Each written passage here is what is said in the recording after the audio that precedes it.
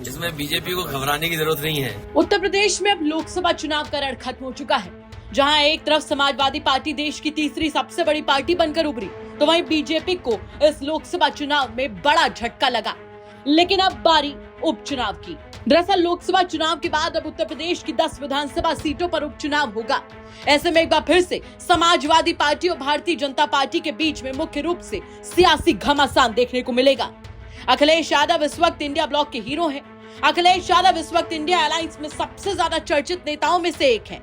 ऐसे में अखिलेश यादव की प्रतिक्रिया बहुत मायने रखती है। लोकसभा चुनाव को लेकर जब अखिलेश यादव से सवाल पूछा गया तो उन्होंने साफ तौर पर कह दिया कि बीजेपी को घबराने की जरूरत नहीं है। जी हाँ, ठीक सुना आपने। उन्होंने ये भी कहा कि पार्टी की रणनीति होगी, अभी तारीख डिसाइड नहीं है, इस पर चर्चा करेंगे, उसके बाद इस पर रणनीति बनाएंगे। लेकिन बीजेपी को लेकर अखिलेश यादव ने एक बड़ा बयान दे दिया है। आप भी सुनिए क्या कुछ कह रहे हैं अखिलेश यादव। ये फैसला अभी का नहीं है, बाद का होगा।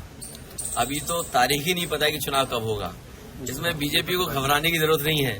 तो सुना आपने, अखिलेश यादव इस वक्त जोश से लबरेज हैं और वो साफ तौर पर कह रहे हैं कि बीजेपी चुनाव में हारने जा रही है। जाहिर सी बात है, उनका कॉन्फिडेंस हाई होना बनता भी है।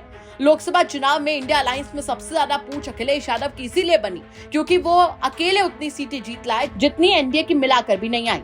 बता दें कि प्रक्रिया के मुताबिक 10 सीटों पर 6 महीने के अंदर उपचुनाव कराने होंगे।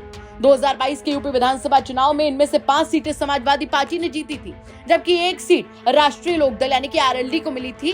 वो तब समाजवादी पार्टी के साथ गठबंधन में थी और अब एनडीए का हिस्सा है। 3 सीटें बीजेपी को मिली थी और एक सीट बीजेपी की सहयोगी पार्टी निषाद पार्टी के खाते में गई थी। तो अब एक बार फिर से उत्तर प्रदेश में चुनावी रण सजने जा रहा है। देखना होगा कि लोकसभा चुनाव के बाद बीजेपी कितनी मेहनत करती है, उसको कितना फायदा मिलता है, या फिर अखिलेश यादव इस बार भी मार ले जाएंगे बाजी। आपको क्या लगता है, कमेंट बॉक्स में जरूर बताएं। इटावा से यूपी तक के लिए अमित तिवारी की रिपोर्ट।